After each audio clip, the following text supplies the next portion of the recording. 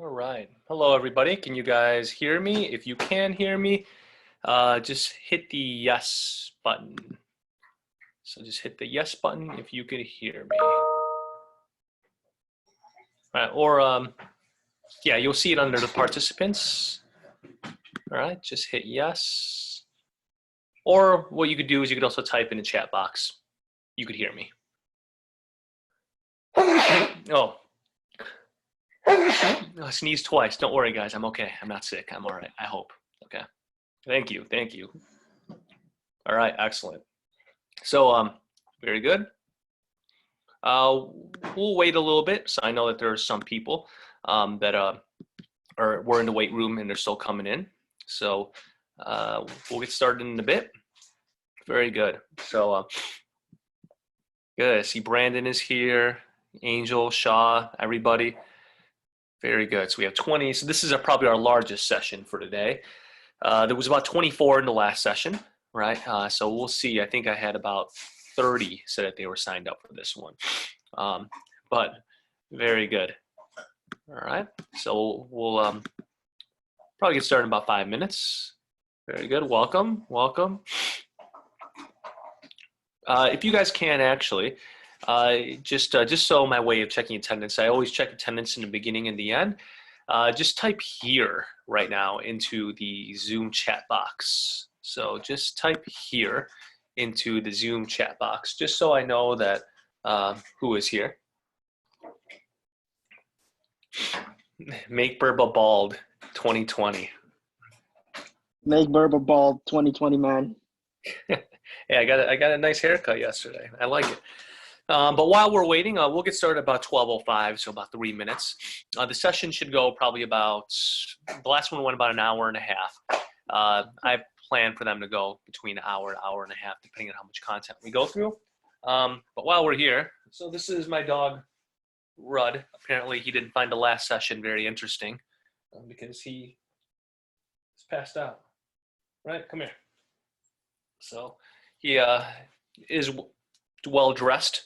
We dressed him for you guys just to keep the video, you know, PG, right? No naked dogs, right, Rudd? Right, buddy? He's looking at me like, what? And then we also have, oh, come here, Riley. Oh, geez. And then this is Riley. This is the baby of the family, right? Look at her. Right, Riley? Good? Ready for some history? She loves FDR. She hates fascism. Right? Excellent. All right, let's get back over here.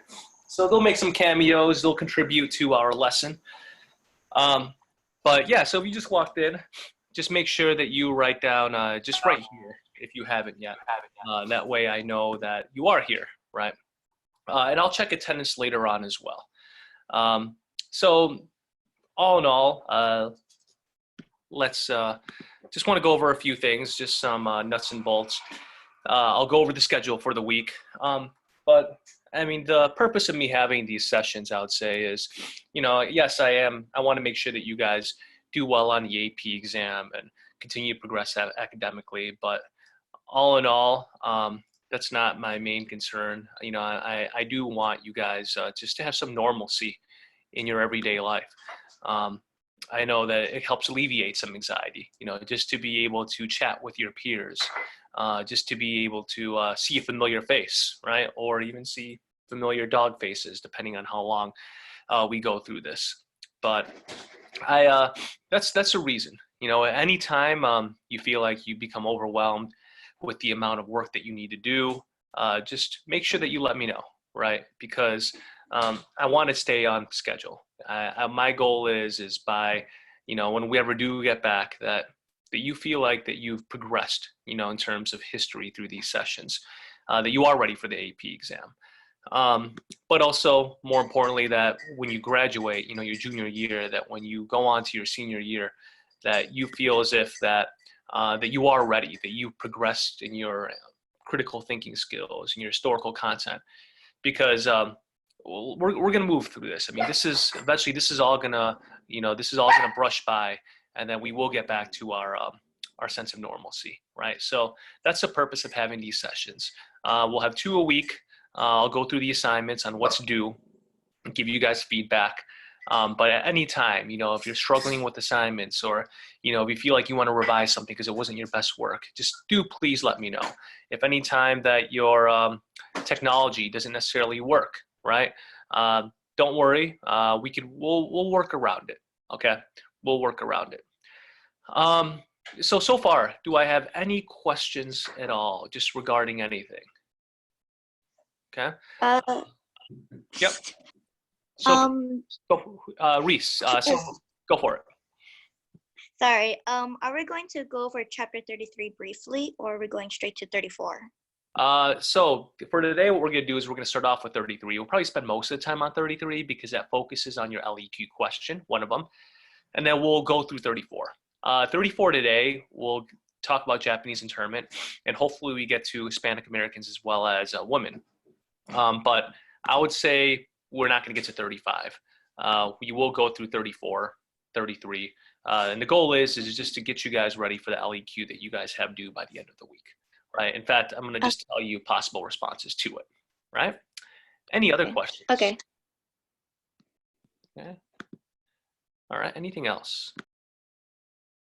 So let me go through our schedule that we have. So here's a schedule, just a quick update, right? So just a reminder that tomorrow your notes for chapter 34 or your GRQ, they're due.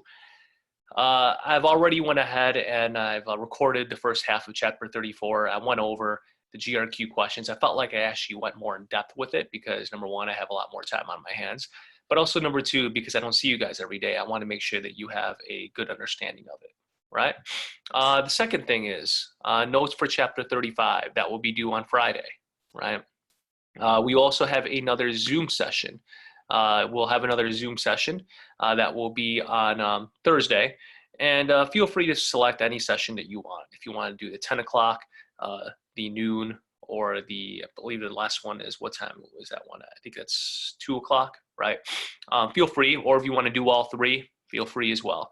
I will record all of these sessions, right? Hello, Jesse. Welcome, Jesse. Welcome, Adrian.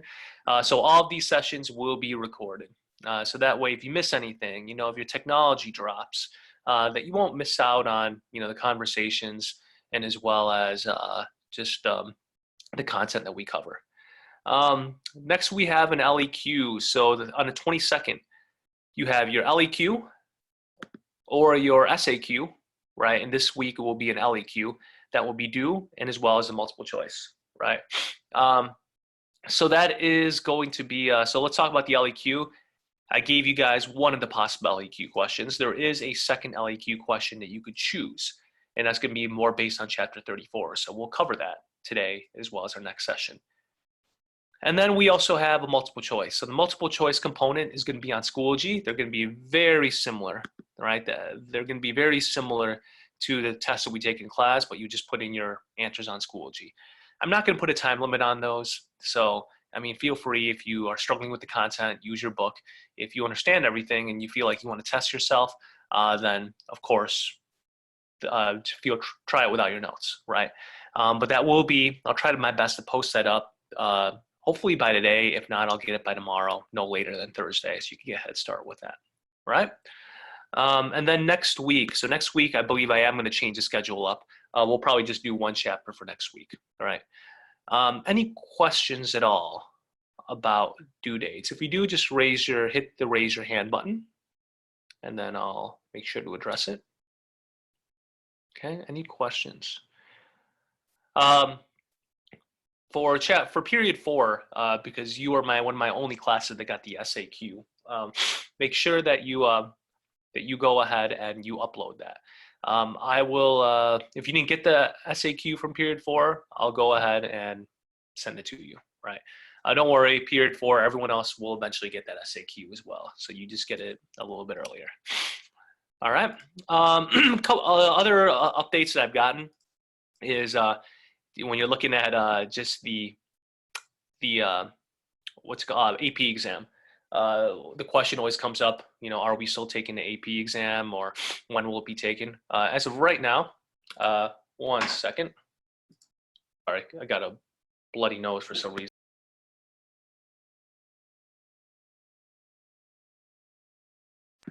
Yeah, got a bloody nose. I don't know how that happens. Don't worry, guys. I'm not sick. I'm okay. All right. But it's just really dry in here. So I don't know how. I mean, it's fascism, right? Or we could say it's the Red Scare of the bloody nose. No, that's not cool. But no, I'm okay. Yeah. So one of the things that I was saying with the AP exam, we will. As of right now, they haven't given any dates. They said that, of course, with the school closing, that we can't apply for a later date. And just in that case, that we will have to test at home, though they're trying to find ways to do that as well. So hopefully we are looking to, I mean, as of right now, everything is still on. Okay? Questions? Very good. So first thing I'd like to do is, if you guys can, because I know some people came in, can you go ahead and just type here, right? That way I know everyone is here. So go for it. This is my way of taking attendance. I'll also do it at the end.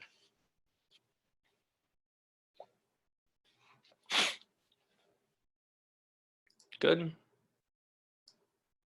Excellent. All right. Very good. Welcome, Patricia. Patricia, if you could just type here on the chat box. And like I said, if you miss anything or you get kicked out, everything will be recorded. So everything will be recorded. I'll upload it as a YouTube video. I'll also update it as a link. All right. Or feel free to join the third session. All right. So any questions at all? All right. So let's get started. Yes, Reese, go for it. I looked back to the sheet that you gave us for the instructions on the Zoom session, and I realized that one of the bullet points says view or attend 2 online sessions. So do we have to attend the 3 o'clock one as well, if this is our first session? No. So what that means is attend 2 of them. So I would recommend 1 Tuesday, 1 Thursday, right? And the reason, okay. because the content's going to be different. All right. Other questions? Okay. All right. So let's move on. So first thing I'd like you guys to do, and what I want you to do, I'm going to give you guys about 1.5 minutes to just type this in the chat box. For some of my classes, we did go through this. Some other classes we did not get to. So I think it puts us all on the same page. What I'd like you to do is take 1.5 minutes and just tell me what you think the message of this cartoon is, right? Welcome, Dulce. We're just going through some cartoon analysis. So take 1.5 minutes, tell me what you think the message of this cartoon is. Uh-oh.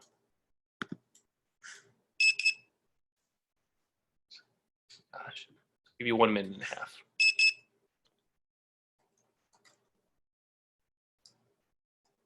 Here's some World War II music.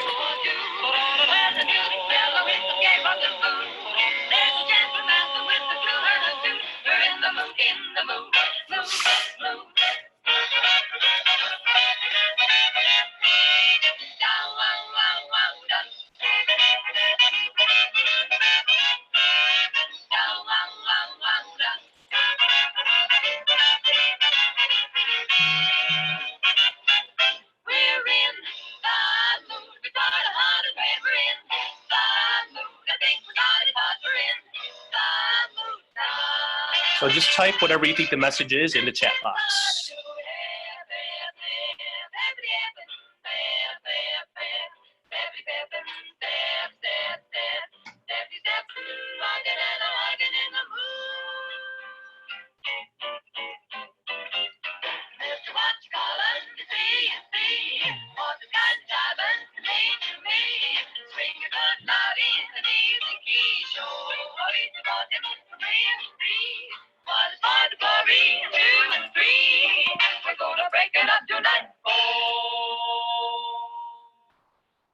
All right, so that's perfect timing.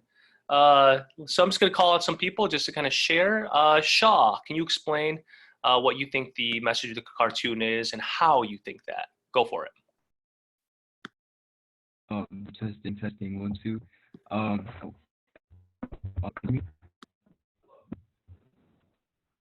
Hello. Yep, we can hear Okay. you, Shaw. Yep, go for it. Okay, oh, perfect. We see like the lady reading the book to the children. This can show like the American children reading about the Nazis and what's going on in Europe, but like the U.S. is like choosing not to interfere. As someone said in the chat, no interference. They were trying to stay neutral, just like World War One. Yeah, that's it. Excellent, very good. So one of the things I like that you said is this is an isolationist cartoon. Remember the prompt that we gave earlier, or one of the prompt that you have. The prompt that you have is compare the U.S. role in World War I and World War II, and in both wars they were definitely both isolationist. I'm going to pick another person to share. Patricia, can you share your thoughts? I was just saying how this. Wait, can you hear me? Yes, I can hear you. Okay. I was saying how this kind of shows how like the U.S. didn't like interfere with the World War II because they passed like the neutrality acts, like despite people like getting murdered, like Jews getting tortured in World War II. Like in the cartoon it says they were foreign children and it really didn't matter, and that kind of shows like that was shown in the neutrality act when they passed it. Excellent, very good. Thank you very much. So yeah, you're definitely correct. One things I love that you brought up was just the, of course, the boat to St. Louis when you were getting just Jewish refugees that were denied just because we did not want to break our immigration quotas, but nor did we want to intervene in this war. So I'm just going to read a couple of these. So Sierra says, portraying isolationism because it's showing how the U.S. didn't want to interfere with foreign problems. I agree with that. And you can see that here as it says American first. And also says, but those were foreign children. It really didn't matter. So it didn't matter that Hitler was going ahead and killing all these innocent people because they were foreigners. They weren't American, right? Reese says, I interpreted the cartoon in that opposed isolation. Those this adult reads to the children, a particularly morbid passage in nonchalant manner. So it doesn't necessarily oppose isolationism, and one of the reasons why I would say that is because this is Dr. Seuss. So Dr. Seuss at this time, he is someone that was for isolationism. He didn't want us to get into the war. He's very patriotic. And then we have Jesse, the cartoon can portray America being in isolation, observing Europe. Yep, as we can see that. The kids are just observing that.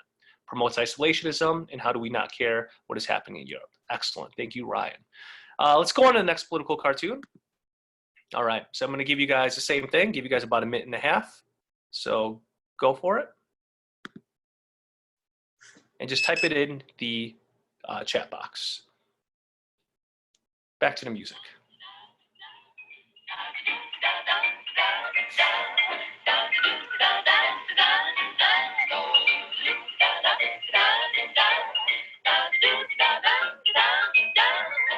We're gonna tear it down tonight.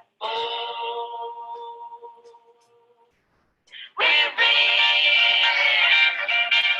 moon and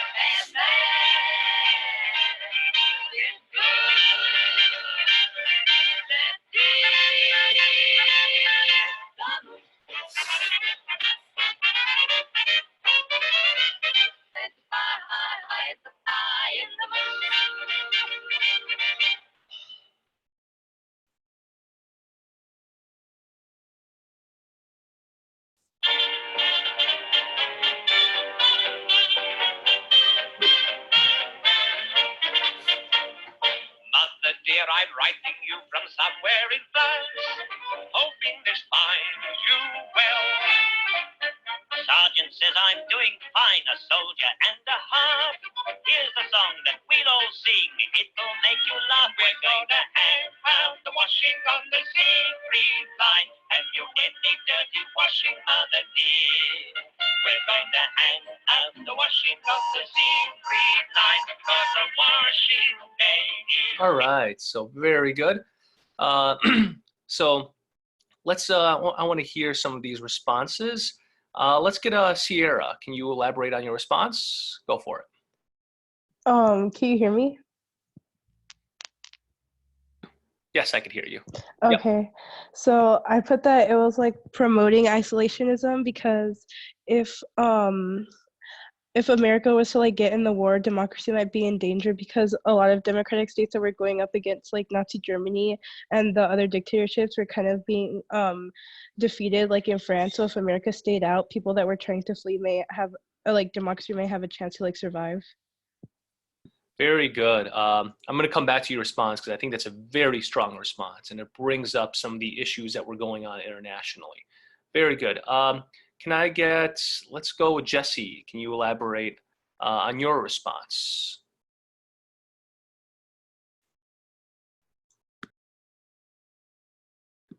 Okay, can you hear me, Jesse? Okay, just make sure you unmute your microphone. Okay. I'm going to come back to you, Jesse. Can I get, let's go with Ashley. Want to share?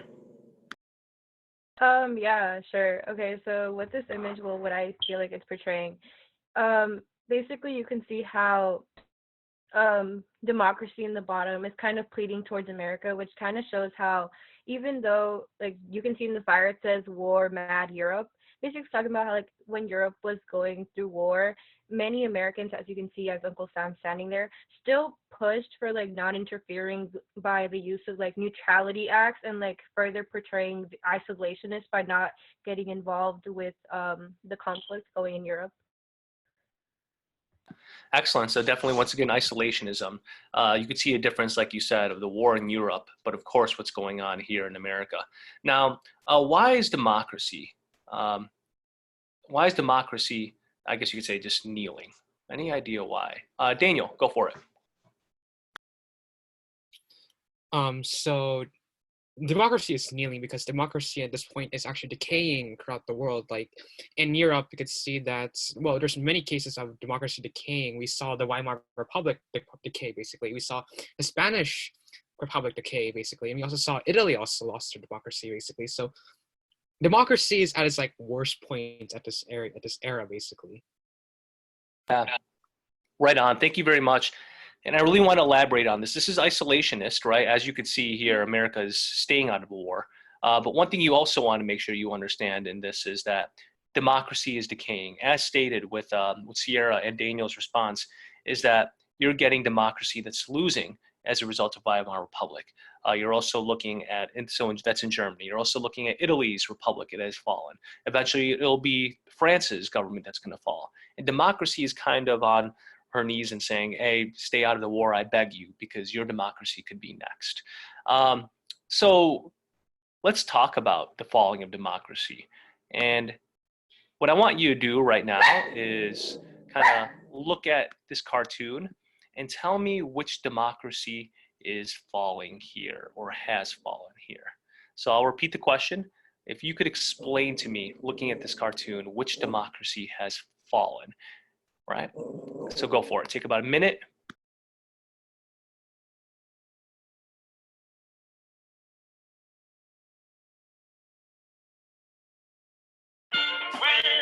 The weather may be wet or fine. We just rub along without a care.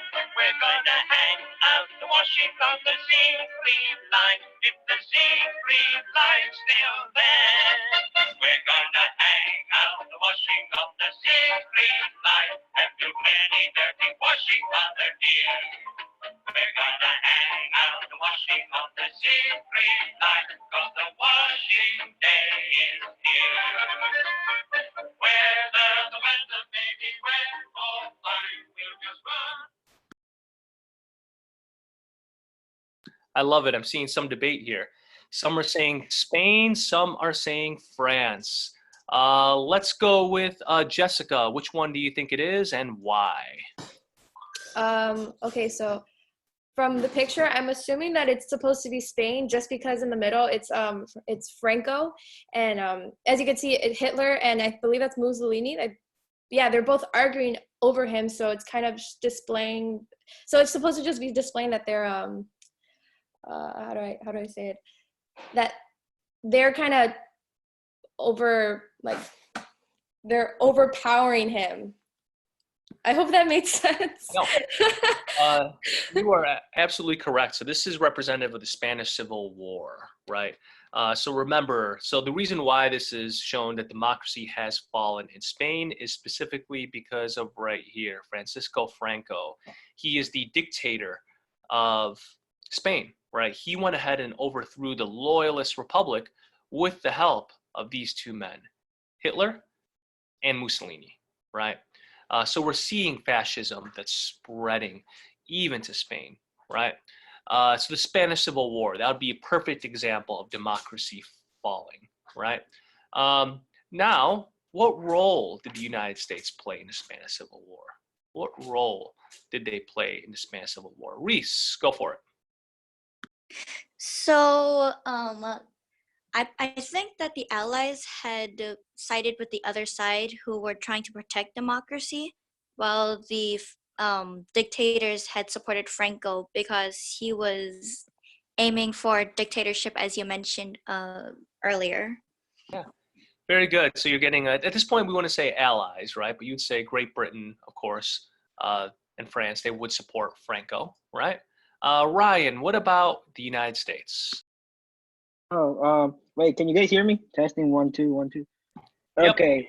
Mhm. The thing was that the United States decided to not sell any army after some while decided to not sell arms to the Republic of Spain to stop against the fascists. So by cutting off the supply of arms, the Republic wasn't able to survive and was overrun by fascist Franco.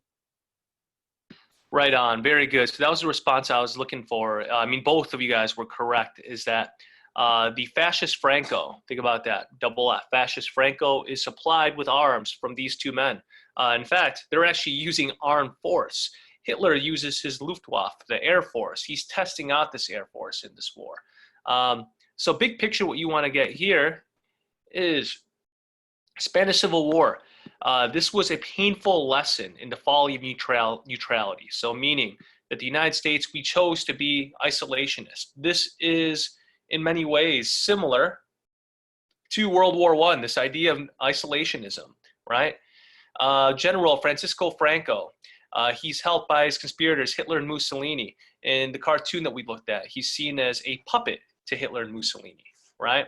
They are able to overthrow the Democrat or the Republican loyalist regime, right? So now we're getting a fascist state that's in place. The loyalists, they do get some assistance from the Soviet Union as well as from Great Britain, but Roosevelt does nothing, right? In fact, we're only getting volunteers. We're getting what we call the Abraham Lincoln Brigade that's kind of sending troops over, but it's volunteers, right? So I want you to think about this. Here's our prompt. Compare the United States international role in World War I to that of World War II. I would make sure you would want to make sure that during these stages, right, or one similarity that you could say is that we were isolationist in both of these wars, that there was this idea of isolationism that's going on, that we wanted to be contained to the Western Hemisphere in terms of our role. We wanted a more regional role in the early stages of World War II, right? Early stages of World War II was similar to World War I with that, because we will take on a more international role later on. Questions at all about that? All right, let's move on. Okay, so what I would like you to do is I would like you to type the Sino-Japanese War, or write down this in your notes, the Sino-Japanese War, and I want you to take notes. Take notes on the Sino-Japanese War. I want you to take notes on the conflict between China and Japan, right? So I'll repeat that. Take notes on the conflict between China and Japan. But I also want you to think about what might be going through the mind of Americans during this. So I'll repeat that. Just take notes on the relationship between, China and Japan during this war, but also think about what might be going through the minds of Americans during this, right? Questions? Okay, so there's two videos we'll look at.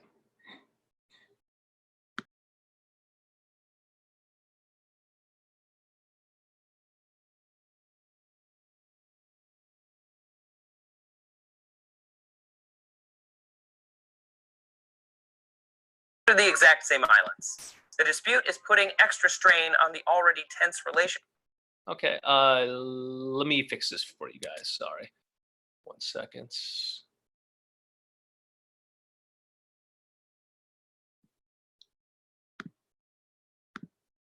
Give 1 second, guys. I apologize.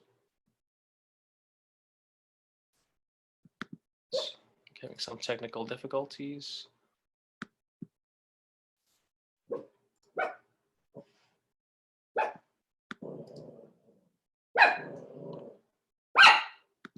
right, here we go.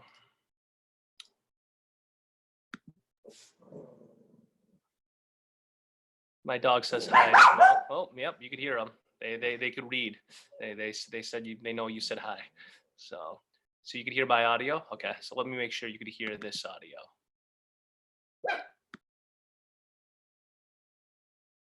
Relationship between China. Japan is making claim to a string of uninhabited islands they call the Senkaku Islands, and China is making a claim to a string of uninhabited islands they call the Diaoyu Islands. The problem is, these are the exact same islands. The dispute is putting extra strain on the already tense relationship between China and Japan.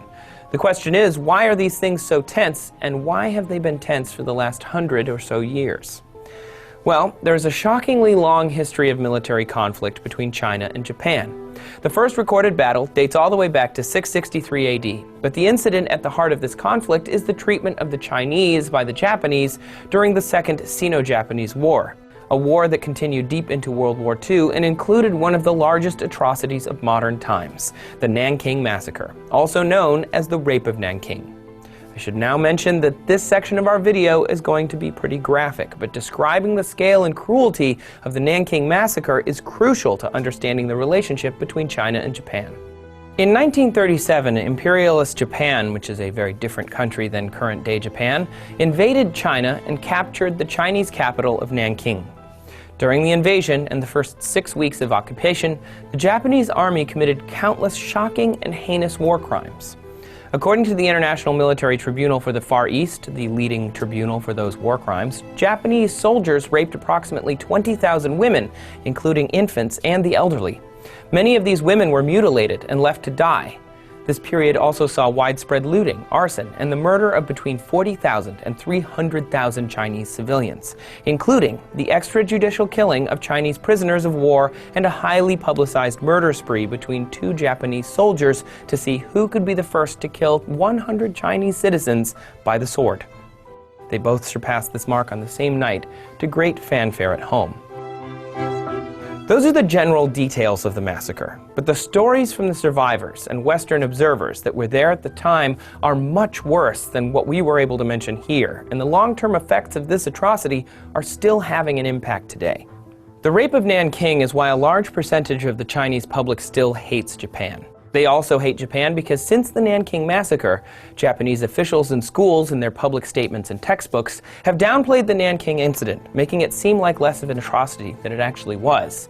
The two nations also have enormous political and cultural differences. China is a communist nation with close ties to Russia and a history of siding with the USSR during the Cold War. Japan is a free market economy with close ties to the United States and a history of siding with the US during the Cold War. They are also both making aggressive gains in military strength, and both fighting for greater influence in the region. The issue over the disputed islands mentioned at the top of this video is a microcosm of the greater dispute between the two nations over influence and resources. The situation is tense, but China and Japan are also trade partners, and as such, both their economies benefit from keeping open negotiations and a continued peace. If you'd like to hear more about tensions between countries, check out our video on I'm going to get the second video ready for you guys. So the rocky that one, but the other one. relationship between Serbia Is this? and Albania. In 1998, the Albanian-backed coastal Here we go. 但是就在一个年头还没上头的时候，人民冲进来了，冲进几个人民，前面那个我就看了3个，靠着大刀是端着枪进来了，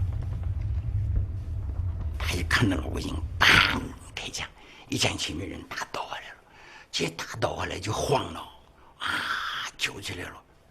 我母亲抱着我那个更小的弟弟，小弟弟拼命的哭，妈妈就给他吃来，叫他不要哭。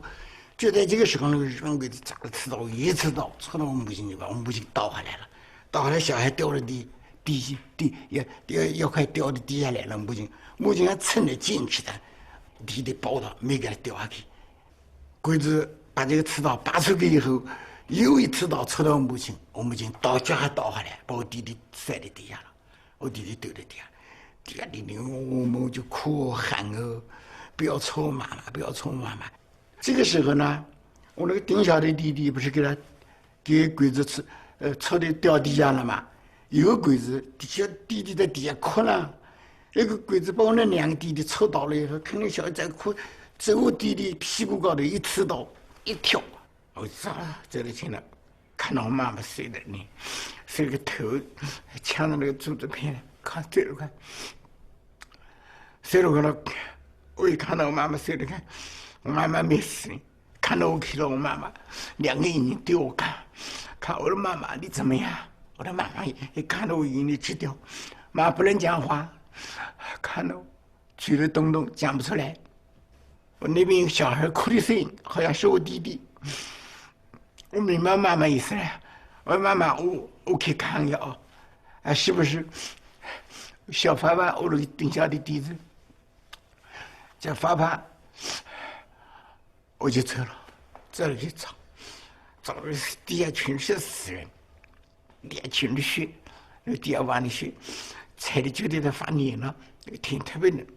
绕前头一堆死人，几个堆了块，几个堆了中间一个窿大，一个小孩趴在那块，像他草上爬。那是我弟弟，哇哭，喊妈妈妈妈哭，我弟弟还没死。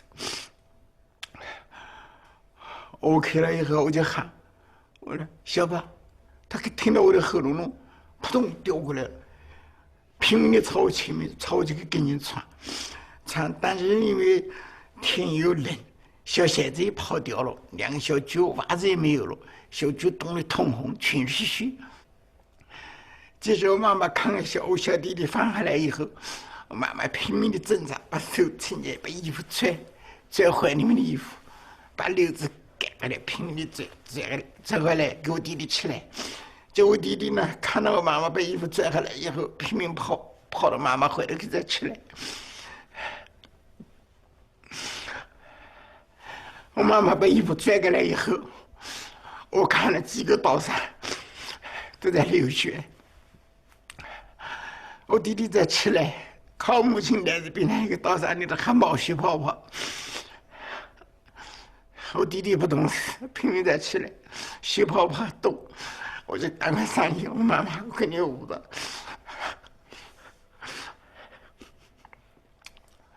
我说你坚持一会儿，坚持一会儿，会好的。妈妈，我听你捂的。可是我妈妈不能讲话，眼泪直掉，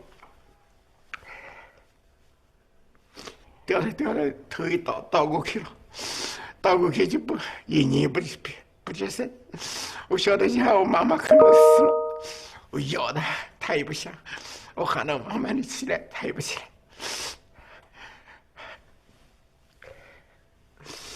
我怎么喊他，他也不起来。我就是想他妈妈死了，我说怎么办呢？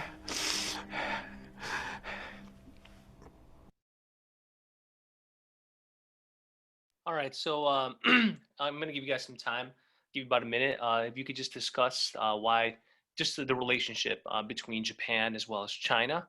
But the second question I want you to focus on is, what do you think is going through the minds of Americans during this time, 1937? 但是就在这个年头还没想透。So I'm going to give you guys, let's just say about a minute, right? And then after that, I will call on some people. So go for it.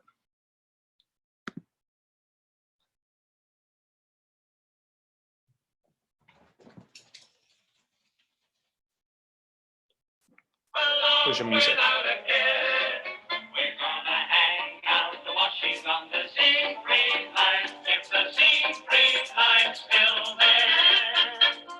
Everybody's mucking in and doing their job, wearing a great big smile. Everybody's got to keep their spirit up today. If you want to keep it swing, here's the song to sing. We're going to hang out the washing on the deep green line. Have you any dirty washing, Mother dear? We're gonna hang out the washing on the sea-free line. Why? The washing day is here. Now whether the weather may be wet or fine, well, we'll just rub along without a care. We're going to hang out. All right. What do you think? What do you think is going through the minds of Americans? Actually, let's start off with the first question. So, what's going on with China and Japan during this time? And also, we could even talk about today. What's the relationship? Let's go with Alondra. Can you share?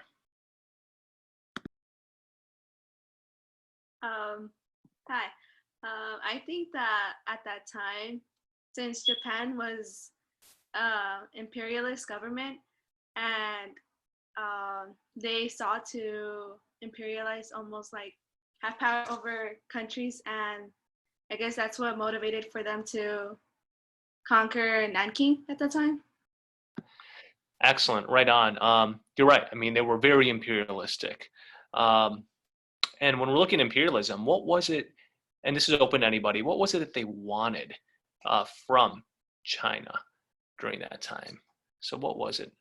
Let's go, Ryan. Okay, wait, quick question. Hear me? No, yes, no. Okay.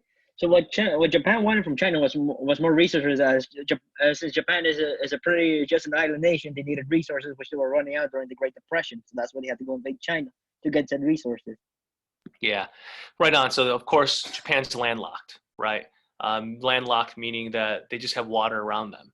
They need oil, right? They need resources. And as a result of the Great Depression, the best way to get it is to take over other nations. In this case, it's going to be China. So going through here, of course, we have relationship is full of tension, right? Michelle says the relationship between Japan and China was really bad because they were trying to compete with one another for hegemony. The U.S. intervene. Yep, and I'll talk about intervention in a second, right? Patricia says the relationship between Japan and China is filled with tension even until today because of their long history of war, despite being trade partners, right? So what else is going on in terms of just when we're looking at we're looking at the history of this. Why is this problematic in terms of history? Not only are they going into war, but how is this being taught in the classroom today in some of these classrooms? What do you think? Daniel, go for it. I don't remember if I saw it in the video, but I remember in the first video, in Japan, they completely omit the entire event itself. And it doesn't see in the other video, but I think that for China, they probably are like very emphasized upon this event because this is like a very horrifying event to them. While Japan, this is like, omitted in history because this is like a bad thing in history. And they don't want to be seen with that kind of ideas, basically. Right on. I mean, it's just downplayed. It's not taught in the books. In some, it's omitted, right? And if it is brought up, you're looking at just the amount of victims. It's estimated a lot lower than what China looks at, right? So the U.S. Let's talk about the United States. So Jose said here the U.S. the Japanese are avoiding the event in history, while the Chinese still remember it very well, right? Jesse, the relationship is rocky. Japan needs resources. They need to conquer it for its resources. What's going through the minds of Americans during this time? Let's go, Irvin. Can you hear me? Okay, so wouldn't this have to do with the quarantine speech that would later be implemented about how they would want the Americans not to interfere with other fascist movements or fascist people? Very good. So one thing that we can see is they still want to be isolationist, right? That's something that's important. That's going through the minds of Americans. Anything else? Yeah, I mean, Jessica says here they are trying not to get involved. Isolationism. So I'm glad that you brought the quarantine speech, right?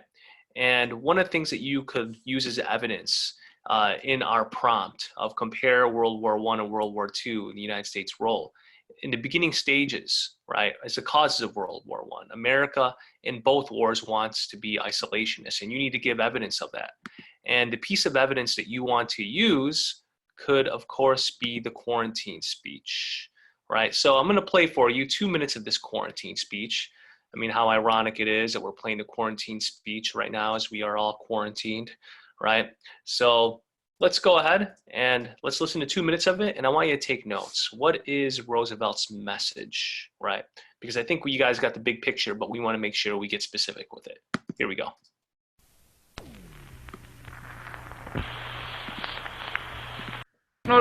Shall prevail.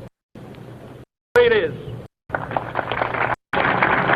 themselves adequately, freedom and the rights of others, can long remain strong and retain the confidence and respect of other nations.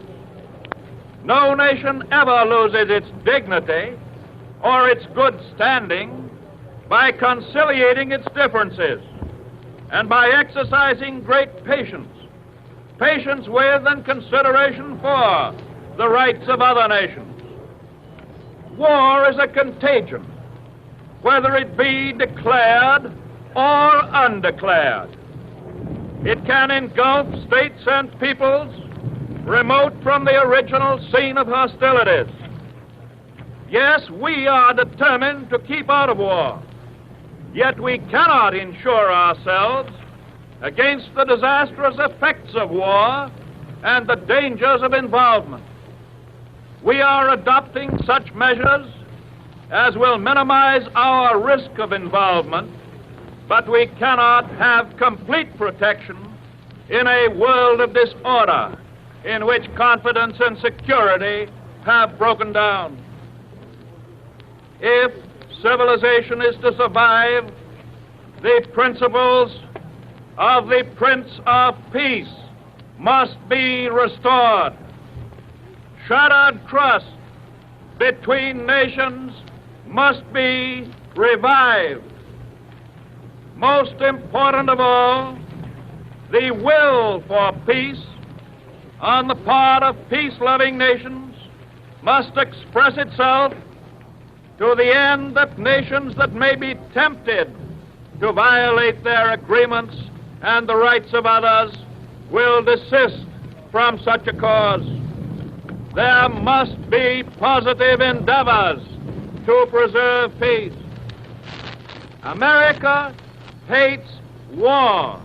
America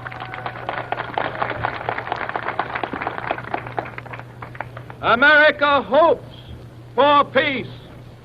Therefore, America actively engages in the search for peace.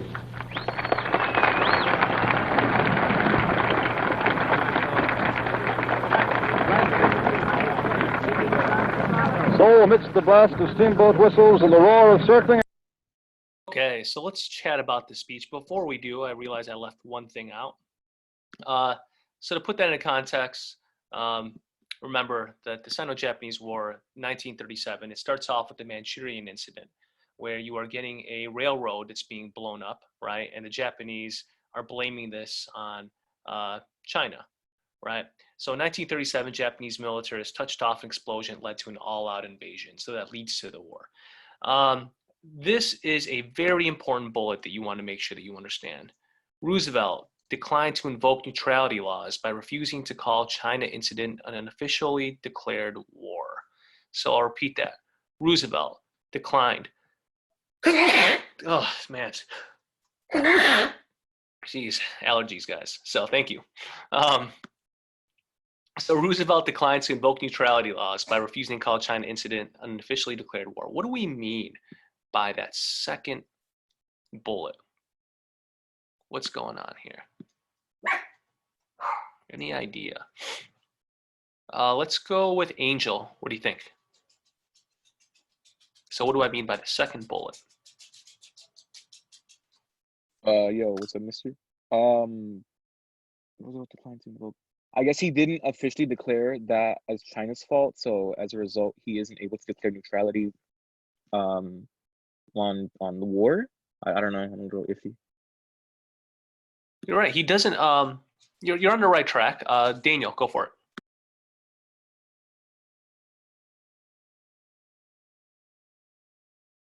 Oh, are you there, Daniel? Let's go, Reese. Go for it. So I interpret it as Roosevelt, as in a way, bending the rules by saying that the Nanking incident as not an act of war because he wants to help the Chinese people since he didn't declare neutrality laws on the incident. Right on.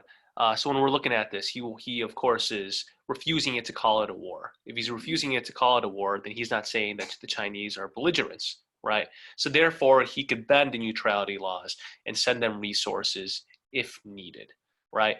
Why is it that Japan or that the United States is concerned about what's going on with China and Japan? So what is the major concern of the government during this time regarding Japan and Chinese conflict? What's the major concern? Any idea? What do you think? I mean, there's a few concerns, right? But what do you think might be some of those concerns? Let's go with go for it, Ryan. Okay, so I think the more problem is that since Japan was a member of the League of Nations, they made so many promises, so they just broke them all, like all the powers. They broke all the treaties, including the one where they respected China and its boundaries, I guess. Yeah, well, what's that vocabulary term I'm looking for? That economic vocabulary term. Trade? Open door policy. Yes. Okay, I'll just... Yeah, they're seeing this as a violation of the open door policy, right? Very good. So all in all, you want to understand is the United States, I mean, the role that we're kind of taking here is we're bending the rules a bit by saying that this is not a war, so therefore we can supply them with the resources, okay? So let's look at this quarantine speech. What did you get from these 2 minutes of that quarantine speech? I mean, the whole thing is 28 minutes long, right? But in the 2 minutes, what were we able to get as the message of it? So seeing some things here, America hates war, right? Looking at the chat, what else could we get from it? Let's go with Emily. So yeah, it said that like America hates war and they wanted peace. So it shows kind of like they're saying that like not to interfere with the war or anything like that. Yeah, America wants to stay out, right? That's the main thing that we want to make sure that we get. They want to become isolationist. However, Roosevelt mentions one thing. It's not necessarily in that part of the speech. It's somewhere within that 28-minute speech. He does mention this, that he calls for positive endeavors to quarantine aggressors, presumably by economic embargoes. So he gives a speech in Chicago, right? And he's saying that he wants to go ahead and presumably quarantine these aggressors by economic embargoes. Ashley, what does that mean? Basically it's talking about how instead of actually like physically interfering, they had neutrality acts that kind of like halted selling of weapons or importation of weapons, but basically like the fact that he's bending the rule kind of allows basically to kind of like help the other nations like China to like kind of get weapons that they need to fight them off, and they would like not be applied to like fascist regimes. Very good. So that's one thing I would say is, of course, providing China with some of those resources. But what do we mean by an embargo? What is an embargo? Because they're not putting an embargo on China. But what's he assuming? If we're saying an embargo, what does that term mean? Yeah, excellent, Michelle. So Michelle C says you don't give people resources. So in some ways, he believes that not giving some of these dictatorships, that these aggressors, resources, would go ahead and stop the war. A ban on trade. Very good. So it says here that isolation is feared. A moral quarantine would lead to a shooting quarantine. What is meant by that? So what is meant by that? Cynthia, what do you think that means? That a isolation is feared, a moral quarantine would lead to a shooting quarantine.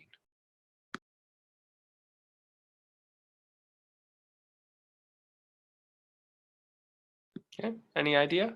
Just make sure you unmute.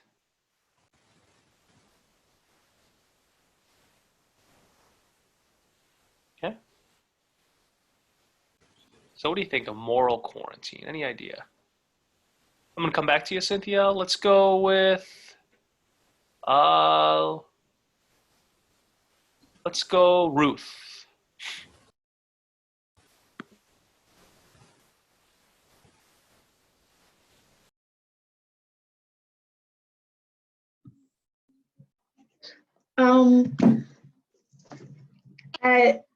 Wouldn't that refer to the like morality side against them? Yeah, so they're saying we're quarantining them, right? We're not going to give them trade because of what's going on, right? But what might this lead to? That if we're quarantining these nations, what might this get us into? Yeah, it is actually stated here, a state of aggression, right? That we're going to go ahead and perhaps get into war. That if we're going to put an embargo on Japan, this might lead us into war, which these isolationists, they are absolutely right. It does lead us into the war. Questions at all about the quarantine speech? So overall, coming back to our LEQ question, compare and contrast, or in this case, just compare World War I to World War II, the United States role. You want to make the argument in your thesis that during the early stages, they are similar with this isolationist approach, right? But you could also say that they're different because the United States was doing everything possible to remain isolationist in the beginning stages. And that's going to change once we get to the fall of France. Questions? All right. Ryan, Daniel, question or hands just, or you didn't lower the hands? Okay. Ryan, question? Okay, very good. So let's move on.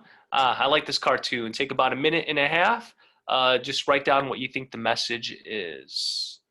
And until then, listen for this World War II music. So take about 1.5 minutes, write down the message. The washing on the Z3 line. Well, if the Z3 line is still there.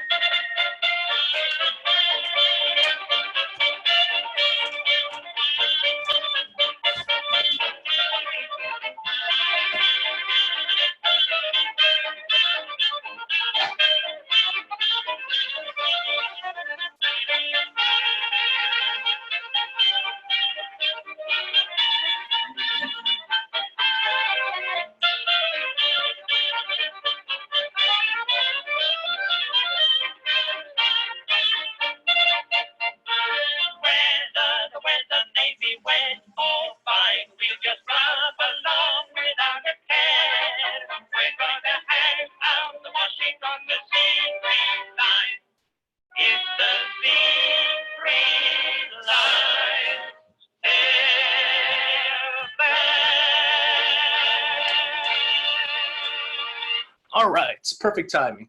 So let's see one of the things that they have. So let's go through this. Let's go Dulce. What do you think?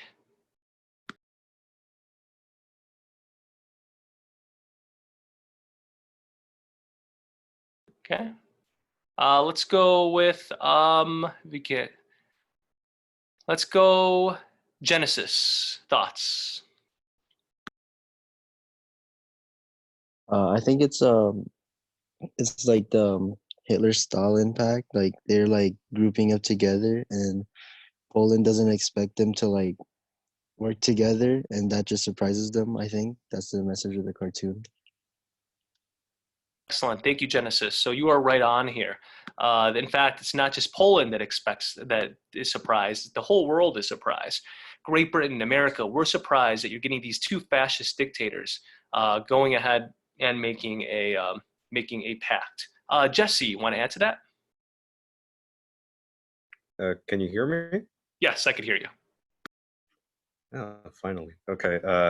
So it was a surprise to the world because well, you have these two different types of like I want to say ideologies like fascism and communism coming together, and it was a big shock against the whole world. Yeah.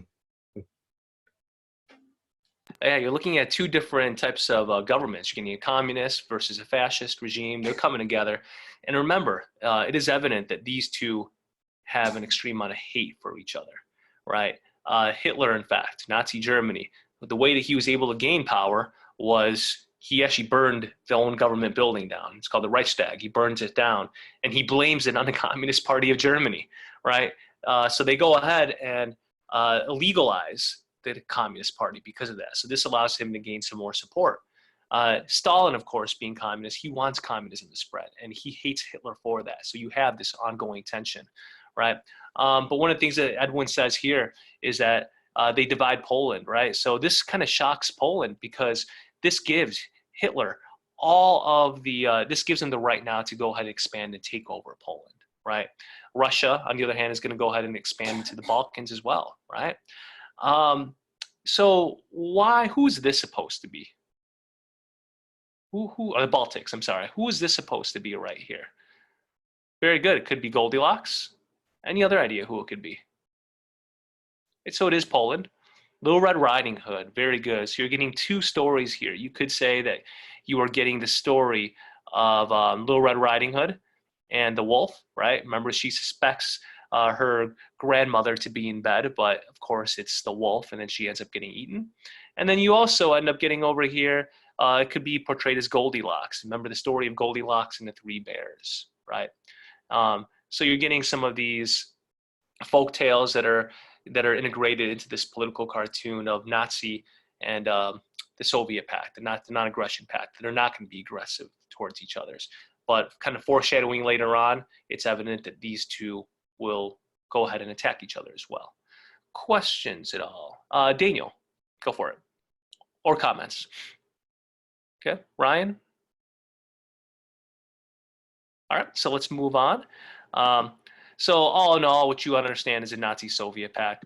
It gave Hitler the green light to make war with Poland, and Stalin is going to go ahead. And so it's just basically stopping, once again, those Western democracies, right?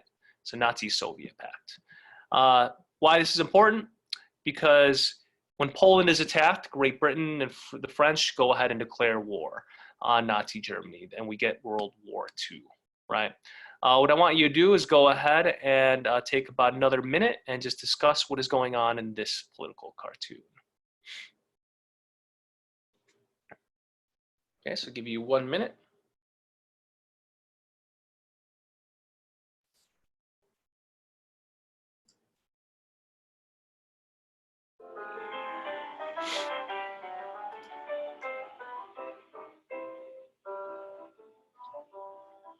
The war has provided some problems that have worried us all quite a lot. How can we live when the price of our food is 14 and 3 per pot? But the thing that worries me and the whole darn family is where can poor Pa go in the blackout? Where can poor Pa go at nights? He can't find his way to his favourite club. He can't find his pals because he can't find the pub. So where does poor Pa go in the blackout? He stays home and glares at the kids. He grumbles at mother, she grumbles at him, and says, well, go out, I'm not keeping you in. So father goes out in the blackout. All right, very good. So I'm just going to read some of these comments here. Michelle says we end up helping the Allies. Shaw says Neutrality Act isn't letting U.S. help. Ashley says U.S. neutrality is slowly drifting away as the acts are being bent. Aid is being provided.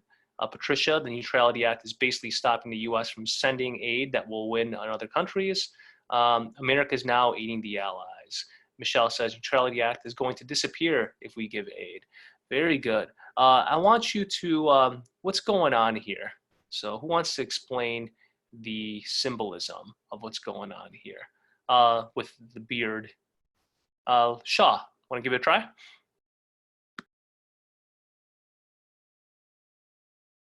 All right, so the beard is super long.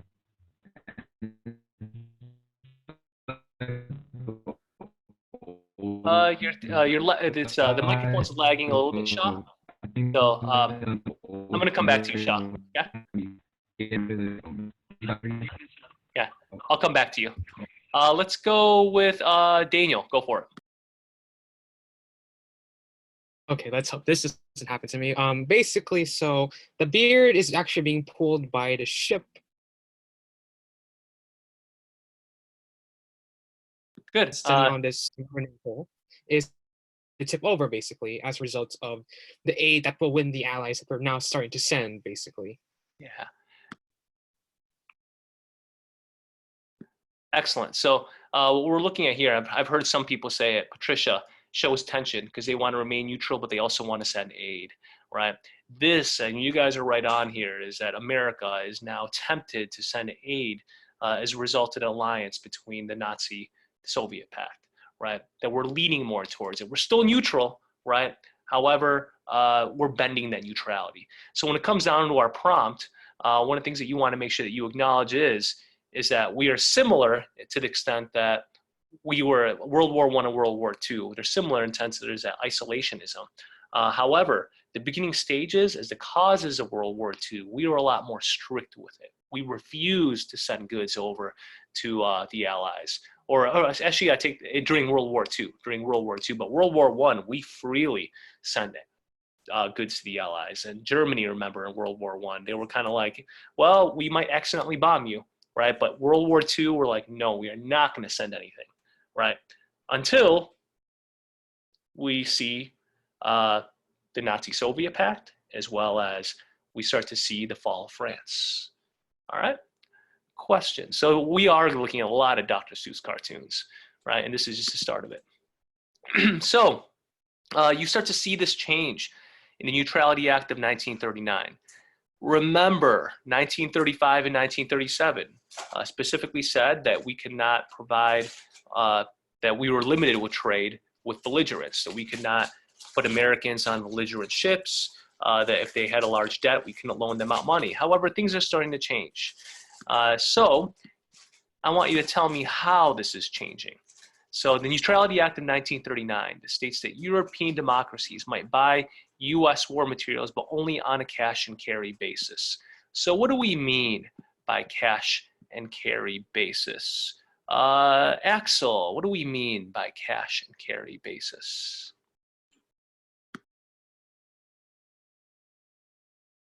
The word? Am I heard? Yep, we can hear you.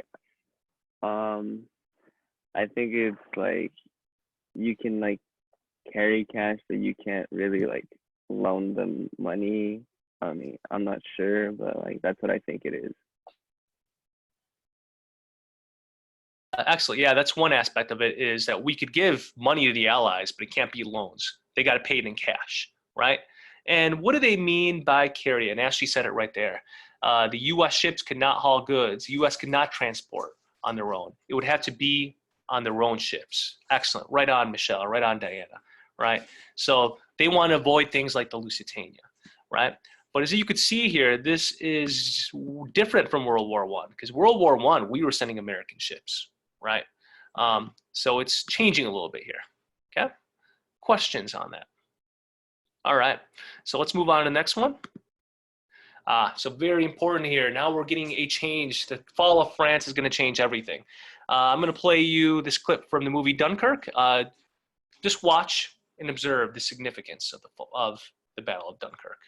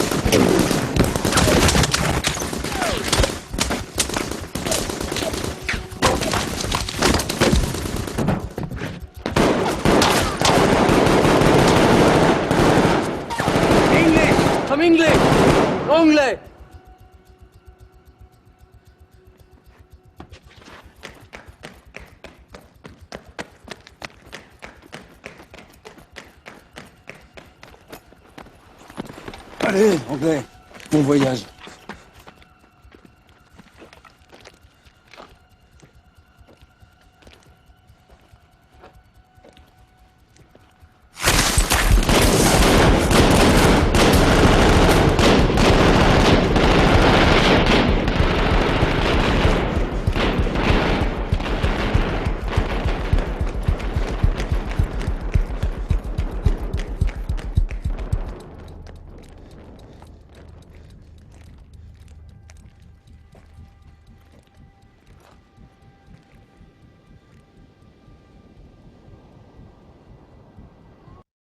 All right.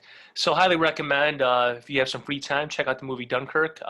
So let's chat about this. Sierra, you've seen the movie. So why is the Battle of Dunkirk so significant? Can you hear me? Yes, I could hear you. Okay, so France fell from like Germany and the Axis. So like so the people that were part of the Allies were trying to leave, but the Axis were like gonna basically like surround them. So while they're trying to leave, they're being attacked, and the soldiers are like trying to like flee in ships and like planes, but there's like a bunch of battles going on. It was hard for them. Yeah. Excellent. Very good. Thank you very much. Right on. Daniel, you want to add to that? Yeah, I think Sierra basically did most of the points here basically. So France got, I guess you could say, wrecked as a result of German blitzkrieg, and are trying to evacuate from France, and they go through, and the last port available for them is at Dunkirk, and that's where they have to evacuate. And most of them escape, but as a result, France is now occupied by the Axis, as you can see in this beautiful photo. Yeah, excellent. Thank you very much. So very important to understand is that the Battle of Dunkirk is significant because Great Britain actually kind of sees this as a victory. They see this as a victory that they're able to escape, that most of their troops were able to leave to French territory. But the significance of this is France falls to Germany. And this is a major blow for the Allies because when you're looking at this, is Great Britain now is left alone to kind of stop Nazi Germany from expanding even more westward. So this is going to have a major impact on American policy. And in your LAQ, this is where you're going to start to see some of the differences between World War I and World War II. Remember, World War I, we didn't necessarily mobilize until after we were in the war, right? But our international role is this. Roosevelt's moves, he calls upon our already debt-burdened nation to build more air fleets, as well as expand our Navy. So we are putting $37 billion into our Navy, and we are not even in the war yet. Our military, we're not even in the war yet. We also go ahead and engage in, I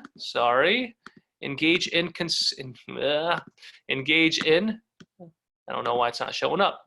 I'm just going to tell you, conscription. Oh, there it is right here. One of my windows are blocking it. Sorry, guys.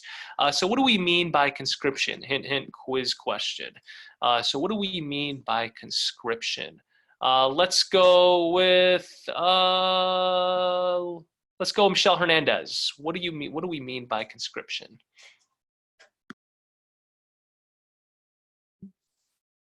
I think by conscription, wait.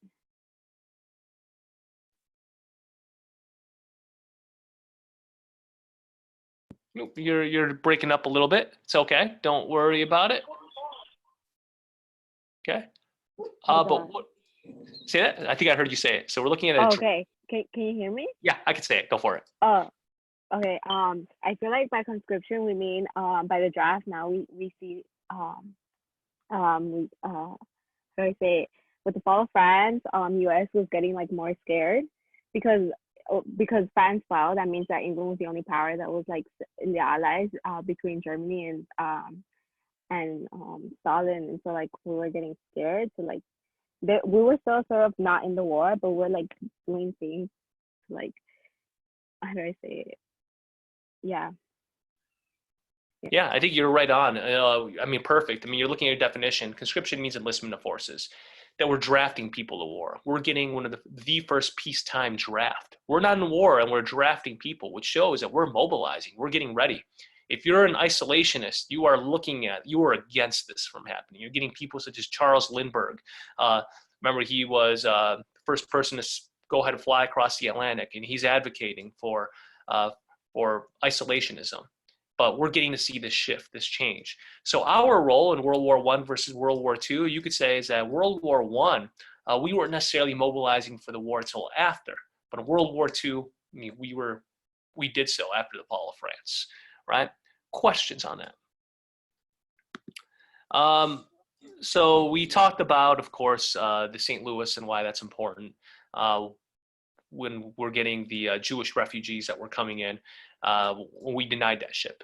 In fact, the amount of refugees that we took in was limited to about 150,000. Wink, quiz question. 150,000, that's it, right? And the reason why was specifically because we did not want to get drawn into the war, but we are also concerned about the immigration quotas that we had, right? Moving forward.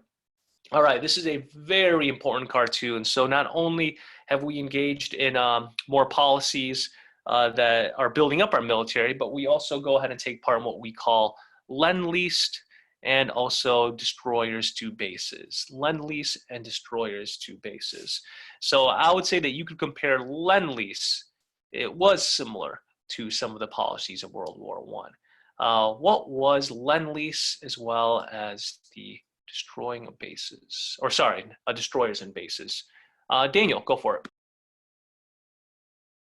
Great, I'm going to answer the same last time. Basically, Lend-Lease is in its name. Daniel, sorry, your microphone's breaking up a little bit. Oh, can you hear me now? Yeah. All right, so basically the British the Americans can lease these resources like weapons, as you can see in the cartoon, to the British, and they can basically lease it throughout the war. And the second part actually is the Destroyer for Bases Act. Oh, this one basically they wanted destroyers from the U.S. Navy. And the British and the Americans were allowing to let them have it. The problem was they had to they had to give up all the bases they had in the Western Hemisphere, basically. And so they accepted it. Very good. Thank you very much. So we're looking at this. First thing is Lend-Lease. Let's start off with destroyers to bases, because destroyers to bases basically said that we were going to go ahead and lend them destroyers that we had from World War I. In exchange, they would give us, I believe it was 6 bases in the Western Hemisphere, right? This was done privately.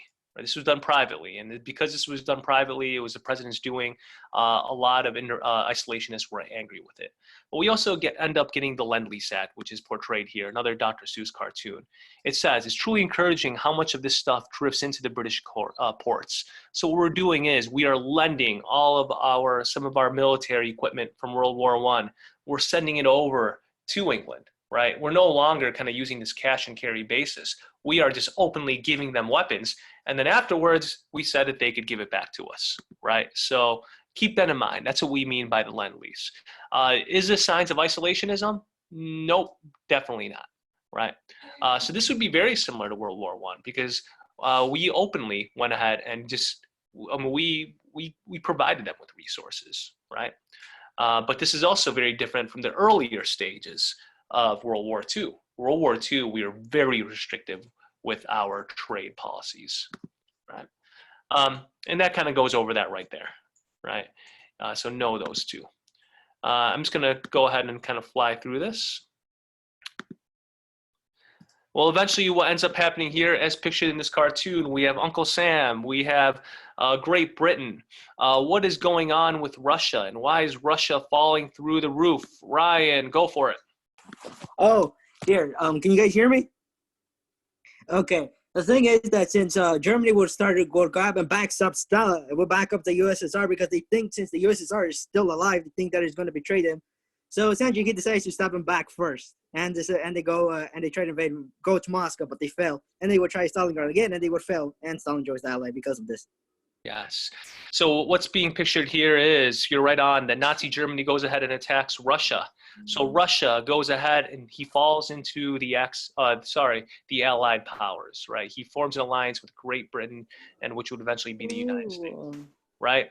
The reason why Germany and doesn't keep their sorry, one second. The reason why Germany doesn't keep their word is specifically because they are not successful against Great Britain, right? Great Britain goes ahead and develops both radar as well as sonar technology, which allows them to be able to detect the Luftwaffe, the German Air Force, from coming.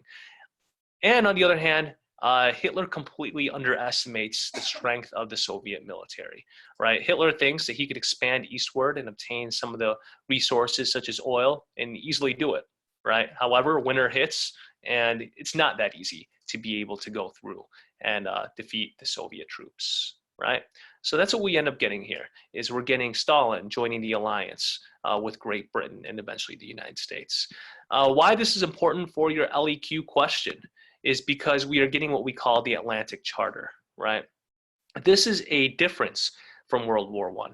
With World War I, the United States didn't necessarily take a leadership role in terms of promoting peace afterwards, right? Promoting peace afterwards. But here you see that the United States, even prior to joining the war, Churchill and Roosevelt meet. And what they do is they outlined aspirations for a better world at war's end. So they're, of course, developing what we call the United Nations, or the idea of the United Nations comes up. They start to kind of plan out what's going to happen to these territories that are taken over by fascist regimes. Of course, they're saying that they should go ahead and be provided popular sovereignty, the right to rule themselves, right? They're arguing for basic human rights in these territories. This is different because none of this happened in World War I. The United States did not take a leadership role. In fact, remember, after the war, we get Woodrow Wilson, his 14 points. That's denied by Congress, right? Questions at all about that? Questions, right? So you could say it's similar to Wilson, but at the same time, it's different chronological. I mean, this is still even before the U.S. joins the war. Why would interventionists be angry about, or sorry, isolationists be angry about the Atlantic Charter? Why might they be angry about the Atlantic Charter? Think about this. So this is before we even entered the war. Henry, go for it.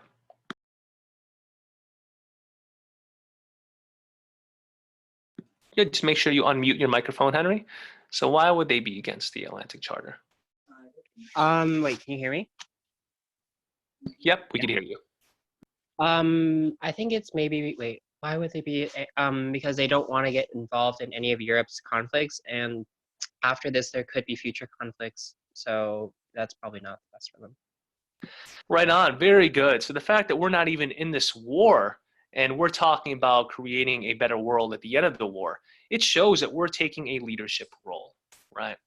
Very good. So we end up getting the bombing of Pearl Harbor. As a result of the bombing of Pearl Harbor, we enter the war, right? We enter the war.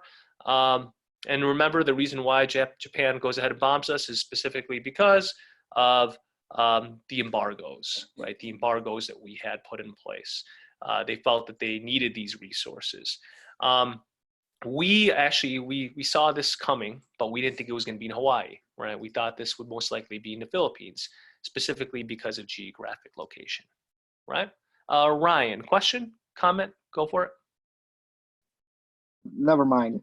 Okay, no problem. So this leads us to chapter 34.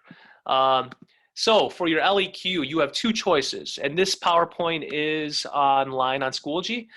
So your second choice for the LEQ, I think this one's actually easier to do, is explain the extent to which society changed in the home front during World War II. So explain the extent to which society changed in the home front during World War II, right? One of these things that you could bring up, and so just is Executive Order 9066. So we're gonna end the session with this video. And what I'd like you to do is just watch this video, then explain to me what Executive 9066 was.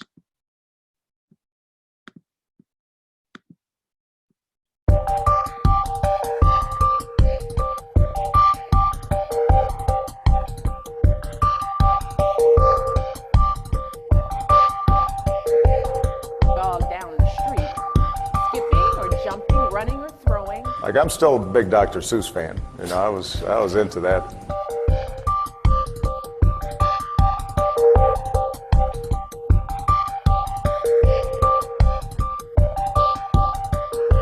Okay, this is the Japanese worm, right, in water. The caption is, well, well, seems to be a slight shifting of the Japanese current.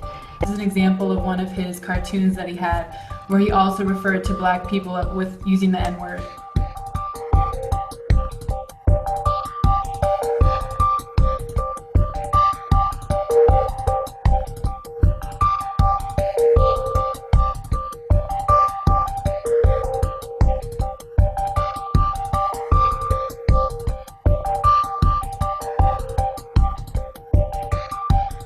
Grinch, Larry.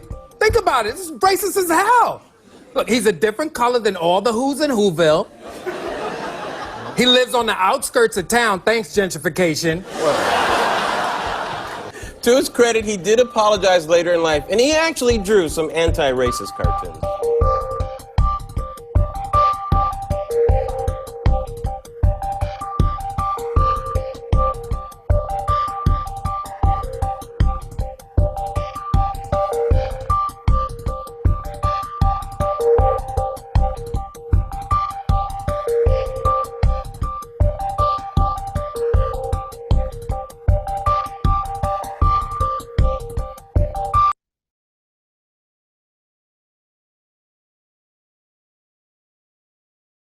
All right, okay, so one of the things we'll talk about next session is more specifically, how should Dr. Seuss be remembered in history? How should he be remembered in history? So thank you, Daniel, for posting those two LEQ questions. So both of them are on the chapter, on Schoology, on the 33 PowerPoint, as well as the 34 PowerPoint. I'll also send you guys a message with those. So in closing, what was Executive Order 9066? So what did this order do? Reese, go for it. Oh wait, I was just going to ask if you can go back a slide so that I can copy the prompt. I'll go back to it right at the end. It's also in the chat, so if you scroll up, Daniel posted it. So what was this executive order? Let's go with, just to kind of switch it around, who have I not called on yet? Let's go with Lyle. Go for it.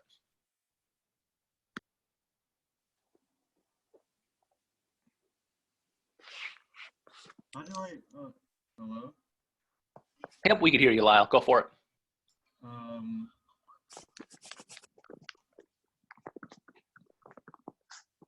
kind of confused, actually. Like, and does it have to do with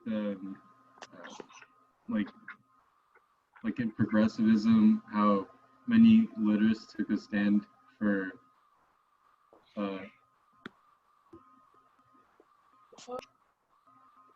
Case. So no, I mean, executive order has nothing to do with progressive. In fact, it was progressives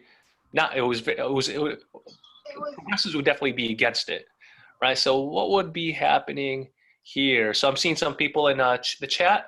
So we're seeing here, because of Pearl Harbor, the U.S. was angry. Ashley says that it targeted the Japanese, right? More specifically, I'm just going to go to it here. Here you have a photo of a neighborhood, and this is most likely, if I were to predict, it's probably in the West Coast, most likely San Francisco, or it could even be Los Angeles. It says, Japs keep moving. This is a white man's neighborhood. This is a result of Pearl Harbor. Many were angry at Japanese for Pearl Harbor. This would be the result of Executive Order 9066. So for that prompt, one of the things that you could mention, society is changing for Japanese Americans because of this executive order. What this executive order states is that internment camps were created to put these Japanese Americans in because they were seen as a national threat. So it made it okay to put Japanese in internment camps, right? A couple things that you want to understand is that this actually did come up in the Supreme Court in 1944 in Korematsu versus the US. And the Supreme Court would rule in favor of the internment camps, that they said that this was constitutional. If you were a Japanese American during this time, you were losing millions of dollars in your assets. You were losing your home. So what these internment camps were, meaning that you were basically isolated from the rest of society because you were seen as a threat, right? They're called internment camps. They're not necessarily the same. I mean, they're different from concentration camps of Nazi Germany. What you're getting here is you were isolated from society. You're taken out of your homes. Kids were kind of self-educated in these camps, right? If you were Japanese American, you lost everything. If you had purchased your home, guess what? It was no longer yours. When you came back, you most likely had someone else living there, right? And the thing is, a lot of these, most of them were Japanese Americans. And remember, it's because, I mean, Japanese immigration had already stopped in the 1920s. So these were Americans. Some of these Japanese were born in America, right? So keep that in mind. In 1988, the U.S. government apologizes for it, and they pay reparations of $20,000. In all honesty, $20,000 is not a lot, considering of how much that was lost, right? So anyone of Japanese ancestry, right, you were put in these camps. Questions at all about this? So this is something that you could definitely bring up for this second prompt that we have. And remember, you only need to choose between one of those prompts. Explain the extent to which society changed in a home front during World War II. Okay. Questions at all about anything? Right? Any questions? I mean, that's about it for the session for today. We're at 1:30, so we're about our hour and a half. We'll have another session on Thursday, right? And the session will focus more on 34 and 35, right? There is another session after this. So if you wanted to, I mean, you'd have to check back in because I closed the session. But let me know if you guys have any questions. Please let me know, guys. Remember, this week, main things that you have to do is you have your LEQ, pick one. You have your multiple choice. I'll post it online on Schoology. Open note, open book, whatever resources you need, unlimited time. Then you have your notes, right? Questions for me? This is videotaped, so all sessions are videotaped. I'll try my best to upload it by 3, 4 o'clock today once that third session concludes. But thank you guys. Be safe. More importantly, do not be anxious about AP testing or academics, all that stuff, because everything will be okay. Before you leave, do me a huge favor. Right now, just on the chat. So Brandon, can I have you stop? Very good. I just want you to type here. Type here because this will be my last way of checking attendance in case you came in. So once you type here, you guys are good to go. All right. Have a good rest of the day. Be safe. My dogs say goodbye. They're sleeping. Hopefully hopefully you guys stayed awake because Rudd and Riley are passed out. All right. See you guys.